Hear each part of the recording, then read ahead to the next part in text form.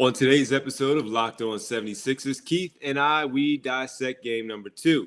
76ers lost game 1, so they're in the big spot tonight, wanting to take another game on the road split before they head back to Philadelphia on Friday night for game number 3. All that is next, plus more, right here on Locked On 76ers.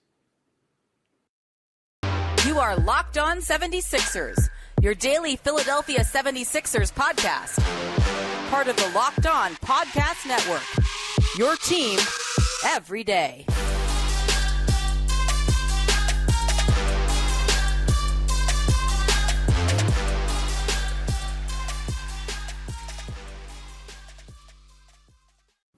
And welcome back. You are Locked On 76ers. I'm Devon Givens of 97.5 The Fanatic Radio in Philadelphia, alongside my partner, co-host, right here on Locked On 76ers, Sixers beat writer for the Inquirer.com, Keith Pompey. Keith, what's happening, man? Game 2 tonight in Miami. What's going on? Nada, man. Nada. We're going to see if the Sixers can bounce back, right? Yeah, for sure, man. We got to ask you real fast, what was the mood like being around the team for practice on Tuesday, on the day off, with following that loss? What was the mood like? Yeah, it wasn't bad. I mean, matter of fact, George Niang poked fun of himself. He says when he came to the interview room, he says, "I don't have much for y'all today." He said, "Either much, or I don't have nothing for y'all today because I gave y'all nothing yesterday," right? So people start laughing, because he went 0 for 7. He didn't score a point. Right. But Danny Green and Doc spoke. They looked locked in. You saw a bunch of guys in the working out beforehand, and then they did film study. So they all seemed like, hey, it's not quite ready to hit the panic button. That's what the mood seemed like.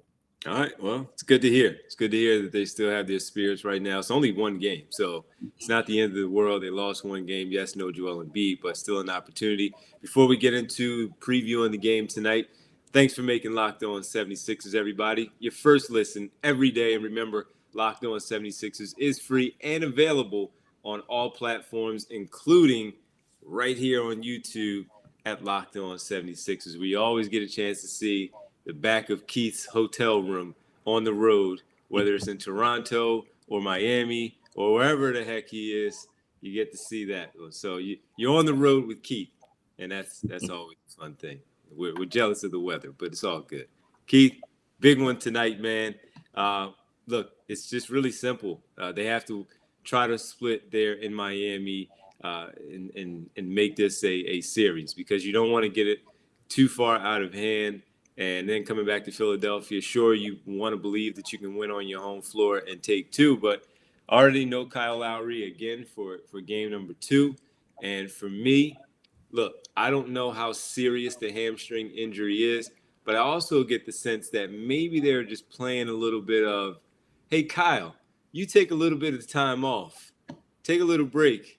We think we can beat the Sixers without you. You rest that hammy for when we really need you, especially if we go on the road, or most importantly, if we advance to the Eastern Conference Finals. So they're already down Kyle Lowry, and they've shown that they can make runs on this basketball team, that they can defend them a little bit better. But the one thing for me, Keith, that they have to do is they have to play better defense than they did in game number 1. Yeah, they have to play. Well, you know what? They have to play better defense, right?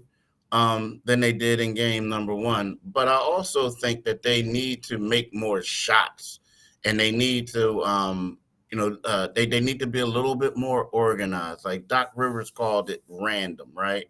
And the thing with me is, what I mean by they need to play, like, I don't have a problem with them playing on the edge, right? Because let's face it, you look at Tyrese Maxey, you want him to just get out and go and be disruptive and be kind of have it like a track meet, so to speak. You want James Harden to just basically just attack mode, and you want, Tobias to do the same. A lot of times that doesn't involve plays, right? That doesn't involve plays. But at the same time, it's like, in regards to what he means is, there were certain shots that from our eye looked as if they were wide open shot attempts. But what happened is guys were rushing the shots because they saw people from the Heat closing in on them, and guys were being physical and a lot of that. So it's one of those things where when you look at the 76ers, it's like for them to win, again, defense, you got to play quality defense. You got to crash the boards, right? You got to do all these other things. But to me, one of the main things is that you got to play a little bit disciplined. Don't panic when you see people closing out at you. Deal with the physicality and knock down shots. Because when you look at it, they shot 17% from three. And in order for them to win this series, they're going to have to knock down those shots, not having Joel Embiid in there in the perimeter. So to me, that's the biggest key for them, is for them to knock down these shots. And when you talk about the 17%, Doc Rivers mentioned post-game following the loss on Monday night that he felt 27 of their 30-plus three-point looks were really good looks. They were some quality looks at the rim, and they just simply did not make it, and they need to make those shots. You have to connect on those. And on the other side, to be fair, Miami didn't make their shots either. So you dodged a bullet in that one, which was a door was open for you to make the shots that you needed because they were missing as well. When you have Max Strus and Gabe Vincent going 1 for 7 each in the starting lineup. Now, I'm not trying to make them out to be, as an example, Duncan Robinson on their own team, sharp shooters, but they are known to make shots. And I don't know that they're going to go 2 for 14 combined from beyond alone in game number 2. So to your point, they absolutely have to make their own shots to keep themselves in it when you have to work as hard as they probably do, knowing that Joel Embiid isn't going to be there and save you for game number 2. And who knows when he does, in fact, come back. So that's something they need to do. They need to protect the basketball as always. You mentioned the rebound, offensive rebound, keep those guys off the glass, put a body on someone. And when you talk about making shots, Keith, when we say turnovers, you cannot, once again, I'm going to repeat myself from a previous episode because it's happened so much in these games in the past. They have to make sure that when they offensive rebound, they get these extra shots because Miami's getting extra looks. They were plus 13 once again in field goal attempts than the Sixers were because of those turnovers, those opportunities, those second chance. Staying on one end for three different looks on one possession, that will deflate you, right? You will be done in one possession because of something like that. And then there's a dagger 3. So making shots, super important. And we know it's much easier when Joel Embiid is in the game. Keith, he is not there for game number 2. But on the other side, we got to update the people on the latest with Embiid from concussion and the orbital fracture in his face and his possible availability when they come home on Friday. That's next right here on Locked On 76ers. And I got to tell you all about Built Bar. Even when you're in Miami or Philadelphia, it doesn't matter where you are. Toronto, it's always a great thing to have. You're missing out on Built Bar if you haven't been able to dive in on it just yet. Have you tried the puffs? I've been trying to tell you for a while. If you're not, you're missing out there. The first ever protein-infused marshmallow. They're fluffy. They're marshmallowy. They're not just a protein bar. They're a treat. And they're 100% real chocolate, covered in 100% real chocolate. The puffs are a fan favorite with so many incredible flavors from yummy cinnamony, churro, coconut, marshmallow, banana cream pie. So good. These are going to be your new favorite. How about this one? Don't forget about mint brownie or coconut almond. These are some of your other favorites that are out there and new for the month. White chocolate, cookies and cream. They're all delicious. They're covered once again in 100% real chocolate, including the puffs. They're so good. Low calorie, high protein. Replace your candy bars with these. 130 calories, 4 grams of sugar, 4 net carbs, and 17 grams of protein. You just simply compare this to the usual 240 calories, 30 grams of sugar with the candy bar. At Built Bar, they're all about the taste. You want to make sure it tastes good. And if that's the case, then they'll make it delicious. And they'll figure out the other stuff later with the health. And they do every single time. So for me, for you, go to Built.com. Use promo code LOCK15. Get 15% off your order using promo code LOCK15 for 15% off at Built.com. Why you ain't say do it today, people? Do it today. I'm messing with you. I'm messing with you. I'm messing with Because I knew you were jumping in, and you just did it. So, folks, you heard Keith. Do it today. Do it today, people. Thanks for making Locked On 76ers your first listen. Check out the Locked On Now podcast for nightly recaps of every NBA game with analysis from our local experts. It's free and available wherever you get your podcast. And hey, you got to talk about last night's games, the two games. Boston evening up their series against the Milwaukee Bucks in game 2, and the same can be said for the Memphis Grizzlies, tying things up before they head to the Bay Area with the Golden State Warriors. And that's what you need to do when you check out Locked On Now podcast. You get those updates from those other games around the association.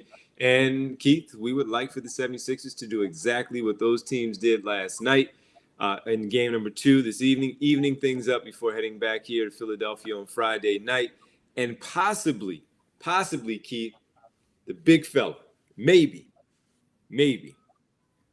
What's the latest on Joel Embiid? Yeah, yesterday after yesterday's practice, excuse me, the final question on the media availability for the Sixers had to do with Joel Embiid, and Doc Rivers said he started the process. Yes, well, what's today? Today is Wednesday. He started the process on Monday. He said he's feeling fine. So what people need to know is the process they're talking about is the concussion protocol. Before you do the concussion protocol, you have to have at least 20. You have to have 24 hours with no symptoms. So then after that, what you do is you do something. You go on the next stage and you ride a bike for like 20 minutes, and then after that, they'll check you to see if you have some symptoms. From there, you go on like a treadmill the next day for at a high, rate. So Joel has to go through these stages, and these stages are like 4 different ones. Now, again, it's not one of those things where people say, "Oh, well, he's definitely going to be back on said day," because if you do not pass the protocol in regards to being monitored and stuff like that, if you still have some headaches and things like that, you won't you won't pass on to the next one. But this is a good sign, and there has been before reports that there's been some optimism, and people have said that, confirmed them, that there's some optimism that he could return later this week, games 3 or 4 again. But he has to go through the proper steps. And that's the one thing that Doc Rivers said was, look, y'all, I don't want to get people's hopes up highs, right? But he just wanted to put it out there, and he answered the question and let it be known that the guy is sort of revving back up to make a return. It's a fluid situation.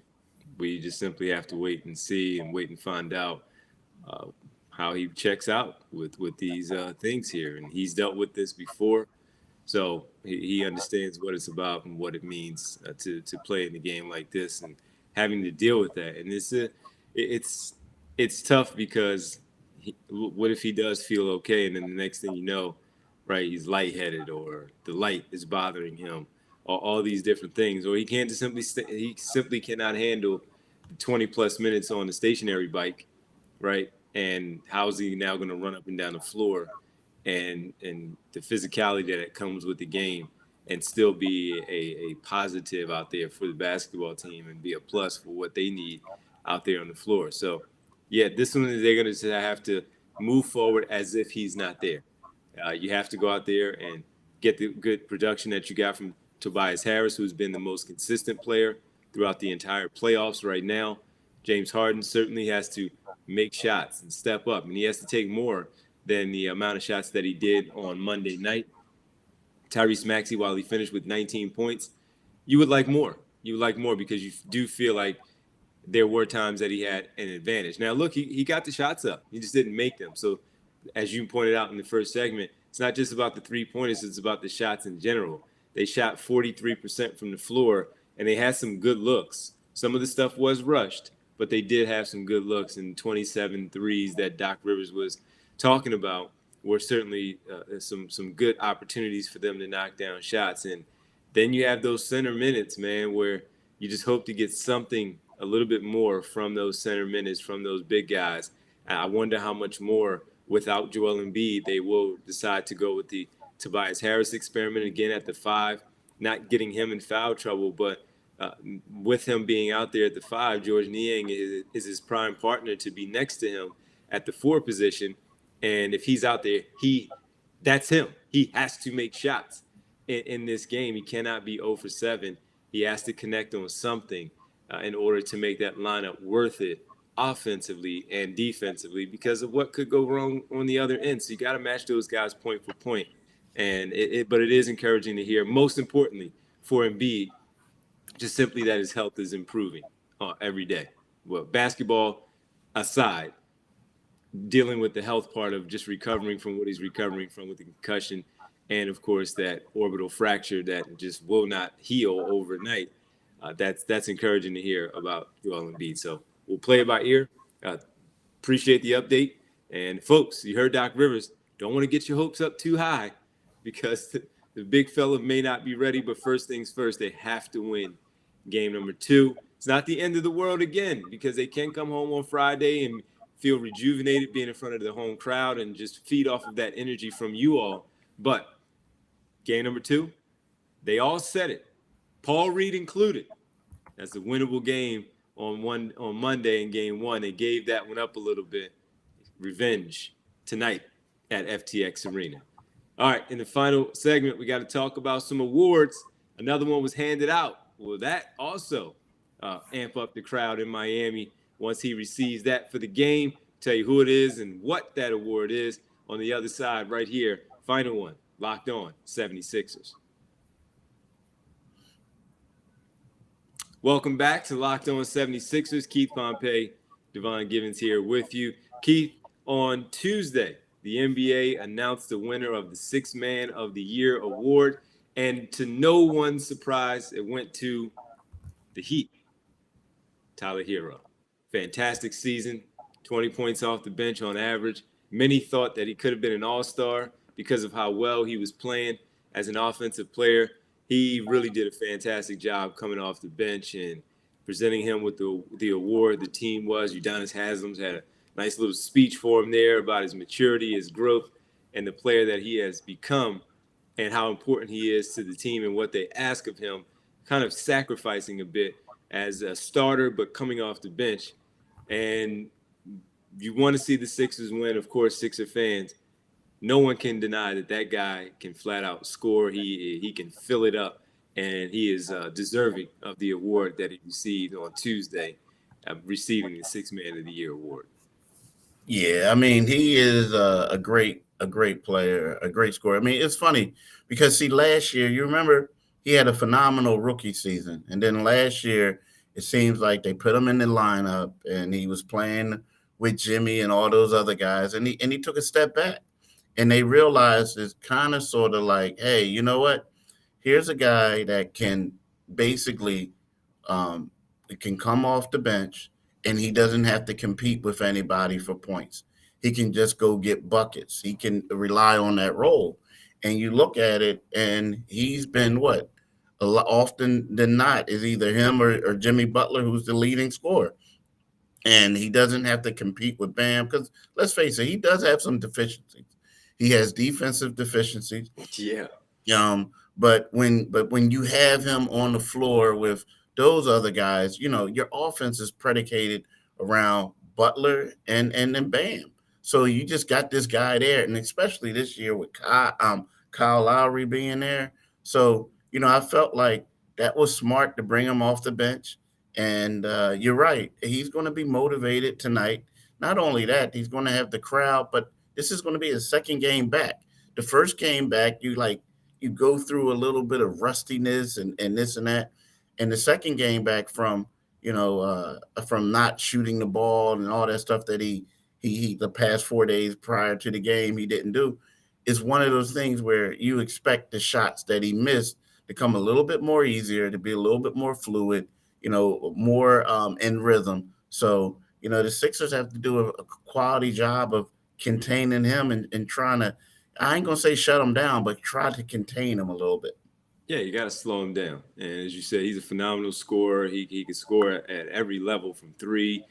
the mid-range area, putting the ball on the floor, getting to the basket as well. You need to be physical with him because he is still a bit slight as far as his frame goes. So if a defender can put their body on him a little bit more, or even if it's just Matisse Thybulle and his ranginess, making him disrupting his flow of where he likes to get with the basketball. So that's going to be important, of course, tonight to slow him down. He will have the crowd behind him. They'll be amped up because of the award if that he'll receive it pregame. But how many people will be in the building pregame for him to actually see him receiving this award?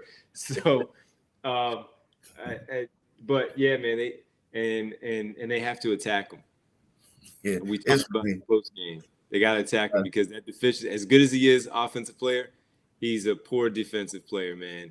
And they really have to attack that guy and make him pay when he is out there. Don't make it too easy, because when we saw that in March and they were scoring and really putting him on his heels defensively, it affected his offensive production. He shot poorly in that last game against the 76ers because I think they did put some of that pressure on him as a defensive player and making him do things. And he suffered as an offensive player as a result. And Eric Spoelstra had no point, he had nothing else to go to. He had to keep him on the floor because the Sixers were just simply matching their points from Maxey, Milton, and Korkmaz. They needed him out there on the floor, Tyler Herro, in that game. So thank you again. That nothing changes, award or not. You're awarded for the Sixth Man of the Year, and it has nothing, make no mistake, nothing to do with his defensive acumen out there on the floor. It's all about his offense. So they need to attack that man when he is out there on the floor, because that's how I believe with their second unit, when he is out there, they can disrupt things a little bit with the flow and not allowing him to just simply get too comfortable out there on the floor. So congratulations to him. He's a tremendous scorer. He's only going to get better as a scorer in this league for all the years that he will be in the league for a long time. But tonight, okay, cool. Get the award, well-deserved. Now I got to come at you. Now I got to Maxey attack. If Shake Milton is in there, to get Shake Milton some points, because you need points off the bench. While you may not get 25 from one individual off the bench tonight for the Sixers to match Tyler Herro's point performance in game number one, you still have to attack that guy. And one of the candidates for me, Keith, is Shake Milton off the bench. When he is in there, if Herro's in there, when Milton is in there, I do think they should call his number a little bit more and allow him to go after him. Sure, Harden, Maxey, Harris, a mismatch, prime candidates. But Shake Milton as well, if he's going to give him minutes, and that's the matchup, go at that man, because he cannot stay in front of Shake Milton as we saw in the game in March. I agree. Yeah.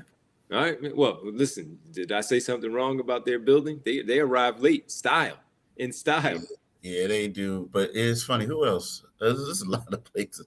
Like, there was times in the beginning. Well, it's funny. The people at Toronto also arrived late, but they all show up by time to do the national anthem or the Canadian anthem, right? Because they all want to sing it. It's crazy. Like, dude, it's like soon when they do like a countdown, and all of a sudden you just see all these people coming down running. Then they just stand up and start singing. I'm like, wow, okay. Is it that they're also outside in the Jurassic Park, so they kind of get caught up in all that stuff outside? Nah, they like. No? I think they are in there trying to get their grub on in the concourse, people watching and stuff like that. Now the Jurassic Park thing, that's huge, but they're for the people who basically. I mean, some of them may get caught up in tickets, but the way they got it is like it's kind of blocked off. Like it's hard to get out and then get back around, and you know what I mean. It's too much maneuvering.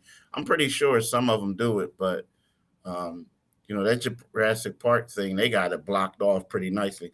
It's smart because they also have vendors out there selling food to them. It's pretty good. It's pretty good, but yeah, this is a late arriving crowd.